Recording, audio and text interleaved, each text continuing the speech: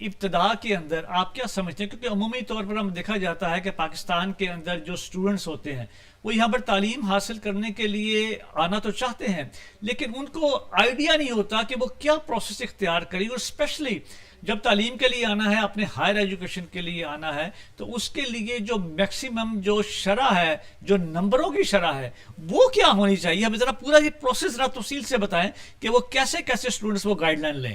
جی دیکھیں، سب سے پہلے جو اسٹوڈنٹ آنا چاہتے ہیں پاکستان سے، انڈیا، نیپال، بنگلہ دیش سے، ایشیا سے یا عمان، مسقط، قطر سے، وہ دیکھیں کہ سب سے پہلے کہ وہ کس کورس میں انٹرسٹڈ ہیں جانے کے لیے۔ ٹھیک ہے۔ سیکنڈ، وہ دیکھیں کہ ان کے بجٹ کے مطابق کون سا کنٹری سوٹیبل ہے۔ تھرڈ، وہ یہ دیکھیں کہ اگر وہ فیوچر میں اپنے آپ کو سیٹل ڈاؤن کرنا چاہتے ہیں تو کون سا کنٹری انہیں فیسیلیٹیٹ کرتا ہے اس طرح کی سیٹلمنٹ کے لیے۔ تو آج اگر ہم بات کریں پبلک یونیورسٹیز کی، تو پبلک یونیورسٹیز کم از کم 60% مارکس مانگتی ہیں ایڈمیشن کے لیے۔ اوکے۔ تو یہ آج کی ایک بیسک جو مارکس کے حوالے سے کم از کم جو شرح ہے وہ 60% ہونی چاہیے ان کی۔ اچھا، 60% شرح ہو تو تب پھر ان کو اپلائی کرنا چاہیے، اور جس بھی اس کے اندر شعبے جی ڈیفینیٹلی جو بڑے کنٹریز ہیں، شینجن کنٹریز ہیں، ان کے اندر۔ لیکن اگر ان کے مارکس کم ہیں تو ان کے لیے ہمارے پاس سولوشن کیا ہے کہ وہ ملیشیا میں جا کر اپنی ڈگری کمپلیٹ کر سکتے ہیں، دبئی میں جا کر۔ انٹرنیشنل یونیورسٹیز نے اب اپنے سیٹ اپ جو ہیں وہ ان چھوٹے کنٹریز میں بھی لگائے ہوئے ہیں۔ اگر میں یو کے کی بات کروں تو یو کے نے اپنے یونیورسٹیز کے کیمپسز اوپن کیے ہوئے ہیں بنگلہ دیش میں، ملیشیا میں، سنگاپور میں اور دبئی میں۔ وہ کیا کرتی ہیں، کم مارکس والوں کو بھی وہاں پر ڈیل کر لیتی ہیں۔ آئٹس کی بھی کنڈیشن ریلیکس کی ہوئی ہے، بجٹ بھی کم ہے، کم ایکسپینڈیچر کے ساتھ وہ پڑھ سکتے ہیں۔ تو اگر کسی اسٹوڈنٹ کے مارکس کم ہیں تو وہ اس روٹ کے تھرو ڈگری حاصل کر سکتا ہے، اور جب وہ ڈگری کمپلیٹ کر لے گا، بیسک اپنی گریجویشن ڈگری کمپلیٹ کرتا ہے، تو اس کے اوپر پھر لینگویج کی کنڈیشن بھی نہیں رہتی، اور اس کے اوپر مارکس کی بھی کنڈیشن ختم ہو جاتی ہے۔ تو فردر وہ پھر ماسٹرز کے لیے ایزیلی بڑے کنٹریز کی طرف آ سکتا ہے۔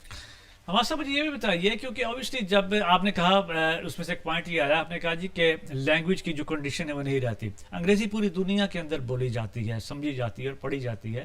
اب جب بھی کوئی طالب علم وہاں سے پاکستان سے اس نے تعلیم حاصل کی، سمجھے بیسک تعلیم حاصل کی اس نے، اور اس کے بعد وہ یونیورسٹی میں آنا چاہ رہا ہے، تو وہاں پر کون سے ایسے ادارے موجود ہیں جہاں پر جا کر اس کو انگلش کے جو اسپیشلی کورسز، لینگویج کورسز ہیں وہ کرے، تاکہ اس کو یہاں پر آ کے کسی ہرڈل کا سامنا نہ کرنا پڑے؟ عمومی طور پہ آپ نے دیکھا ہے، میں نے خود کئی مرتبہ ایکسپیرینسز کی ہیں کہ کئی اسٹوڈنٹس آتے ہیں، کبھی ہم ایئرپورٹ پہ کھڑے ہوتے ہیں تو وہ obviously جو انٹرویو کر رہے ہوتے ہیں امیگریشن والے، تو انگلش میں بات کریں گے، تو لیکن جب آپ انگلش کے اندر بات کرتے ہیں تو اسٹوڈنٹس وہ اتنی فلوئنٹ انگلش نہیں بول سکتے۔ اور ابھی تو ریسنٹلی جیسے برطانیہ کی امیگریشن نے بہت سختی کی ہے، جب یہاں پر یہ ورک ویزا نکلے تو یہ بے شمار سٹوریز سامنے آئی کہ جب وہ لوگ آتے ہیں، ویزا لے کر آ جاتے ہیں کسی بھی شعبے کے اندر، اور یہ ایجوکیشن سے بھی آتے ہیں، لیکن ان کو آئیڈیا ہی نہیں ہوتا کہ وہ اپنی بات ایکسپلین کہ امیگریشن یا آفیسر کو کر ہی نہیں پاتے، تو پھر اس کے بعد ان کو واپس بھیج دیا جاتا ہے۔ تو آپ کیا سمجھتے ہیں کہ پاکستان سے کتنی تیاری کر کے آنی چاہیے لینگویج کے حوالے سے؟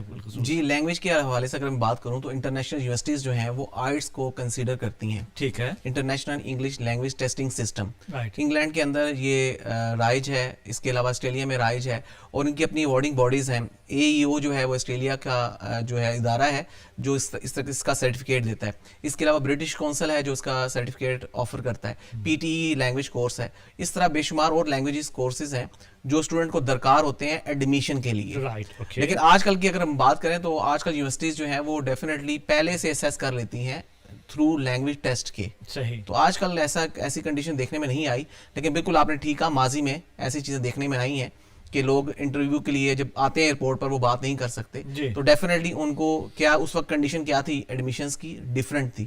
لیکن آج اگر ہم بات کریں 2026 کے اس جون میں بیٹھ کر، تو لینگویج کی کنڈیشن ہے وہ انہیں پاس کرنی پڑتی ہے۔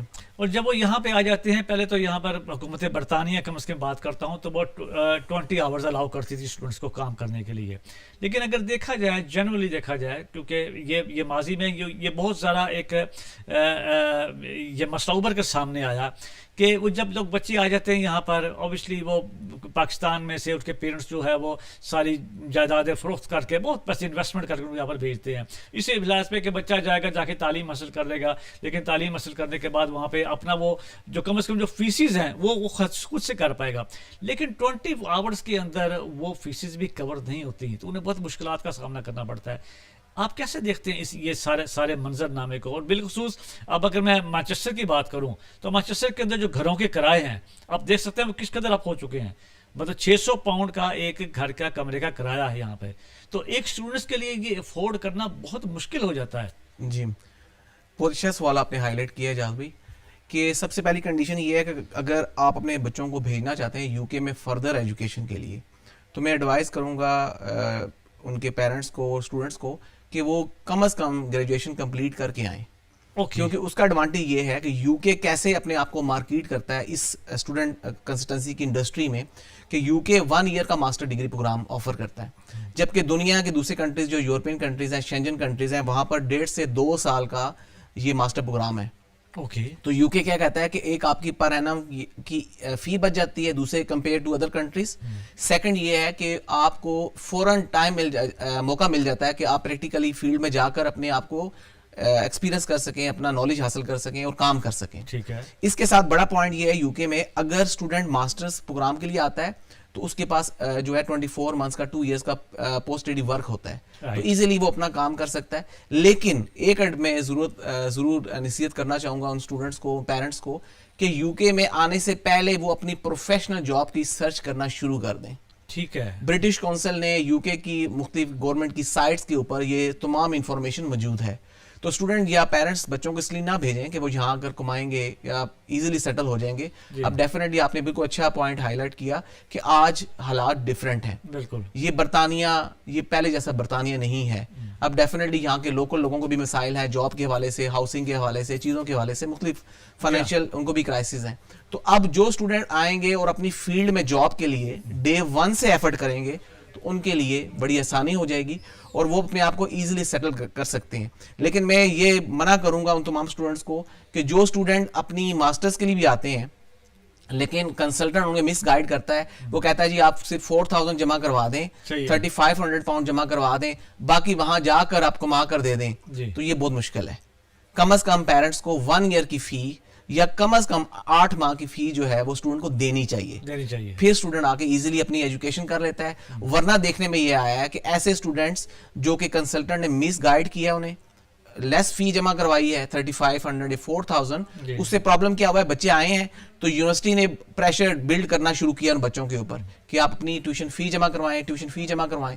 आप स्टूडेंट क्योंकि नया एक कंट्री में आता है, उसको एक नए कंट्री के अंदर चीज़ों को एडजस्ट करने में, सेटल डाउन होने में टाइम लग जाता है। तो इसलिए जो पेरेंट्स हैं, गार्डियंस हैं, उनसे रिक्वेस्ट है कि वो कम से कम बच्चों को इतना ज़रूर वहाँ से बैकअप दें कि वो 8 माह से या कम से कम 8 माह की फीस जमा करवा कर आएं। इससे क्या होगा कि बच्चे के पास आसानी होती है, 1-2 माह में वो अपनी जॉब सर्च कर लेता है, उसको अकोमोडेशन के हवाले से चीज़ें कुछ मसाइल होते हैं वो उनसे नंबर आजमा हो जाता है, इजीली हैंडल कर लेता है और फिर वो अपनी फर्दर एजुकेशन इजीली कर सकता है। अदरवाइज फिर वो रिपोर्ट कर देती हैं यूनिवर्सिटीज़ और उन्हें 60 डेज के अंदर कंट्री छोड़ना पड़ता है। लेकिन इससे बड़ी खूबसूरत बात एक सामने आई है, जो कि ये भी जैसे मैं आपसे बात वही डिस्कस कर रहा हूँ कि जेन्युइन जो मसले होते हैं। अब आपने फरमाया कि कंसल्टेंट ये एडवाइस करता है, अब एक तालिब इल्म के लिए ये चीज़ जज करना कितना मुश्किल है कि कौन सा कंसल्टेंट उनको सही एडवाइस दे रहा है या गलत दे रहा है। ये आपके प्रोफेशन से भी वाले हैं, तो आप इसको किस तरीके से देखते हैं? देखें एजाज भाई, चीज़ ये है कि मैंने जैसे बताया कि मैंने पाकिस्तान में भी काम किया है और मैं खुद लास्ट मोर देन 2 डेकेड से यूरोप में हूँ, यूके में हूँ जी, तो मुझे यहाँ की चीज़ों का बेहतर अंदाजा है। सही। अब जब स्टूडेंट हमसे एडवाइस लेता है और उसे पता है कि मुझे जो इन्फॉर्मेशन कंसल्टेंट दे रहा है वो ग्राउंड रियलिटी को बेहतर तरीके से जानता है, समझता है, तो उन्हें देखना चाहिए कि मार्केट में जो भी कंसल्टेंट उन्हें एडवाइस दे रहा है क्या वो इतने कैलिबर का है कि उसके पास इतनी रिच एक्यूरेट इन्फॉर्मेशन है। सेकंड ये है कि चैट जीपीटी के थ्रू, AI के थ्रू मुख्तलिफ टूल्स हैं, प्रोग्राम सॉफ्टवेयर्स हैं, वेबसाइट्स हैं जहां से स्टूडेंट अपनी इंफॉर्मेशन ले सकता है। तो अगर वो टैली करे इंफॉर्मेशन को, एक कंसल्टेंट की इंफॉर्मेशन को दूसरे कंसल्टेंट से, तो इजीली आज के दौर में उसे पता चल सकता है कि कौन मुझे सही इंफॉर्मेशन दे रहा है और कौन मुझे ट्रैप कर रहा है। अच्छा, एक उसमें एक और सवाल यार मेरे जहन में आता है कि स्टूडेंट्स कहाँ मिस्टेक कर जाते हैं मुल्क को चूज करने के लिए या अपने कोर्स को चूज करने के लिए, जब वो बाद में आके अंदाजा करते हैं कि ये क्या हो गया, हमने तो गलत डिसीजन ले लिया और अब आके हमें, और यहाँ पर आके कि आप समझते हैं कि यूनिवर्सिटीज के अंदर वो सहूलियात मैसर होती हैं कि अगर आपने स्विच ओवर करना है अपनी स्टडी या अपना कोर्स आपने स्विच ओवर करना है, तो इस तरह की भी कोई सूरत हाल हो सकती है उसके जी। इसमें ऐसा होता है कि कुछ यूनिवर्सिटीज के अंदर मार्जिन होता है स्विच करने का कोर्स का, ठीक है, लेकिन मैं आपको बताऊं पाकिस्तान में जो लोग बैठे हैं वो यूरोपियन कंट्रीज को, यूके को इस तरह देखते हैं बस वीजा लग जाए हमारा। जी जी। वो ये नहीं सोचते कि मैंने इस कोर्स में पढ़ना भी है, इसका फ्यूचर क्या है इस कोर्स के बाद मेरे लिए वहां पर। जबकि टैलेंटेड बच्चों के लिए और जो बच्चे मेहनत करना जानते हैं, करना चाहते हैं, उनके लिए ये चीज बहुत अहम है। सिर्फ वीजा ना देखें बल्कि ये देखें कि किस सिटी में जा रहे हैं, किस यूनिवर्सिटी में जा रहे हैं, कौन सा जो कोर्स है वो उनके फ्यूचर गोल्स को मैच करता है। वो अपने जो गोल्स हैं वो पहले से सेट करें। जो बच्चे अपने गोल्स सेट कर लेते हैं उनके लिए मसाइल नहीं आते, और जो सिर्फ ये देखते हैं वीजा लग जाए हम चले जाएं, उनके लिए ये मसाइल रहते हैं।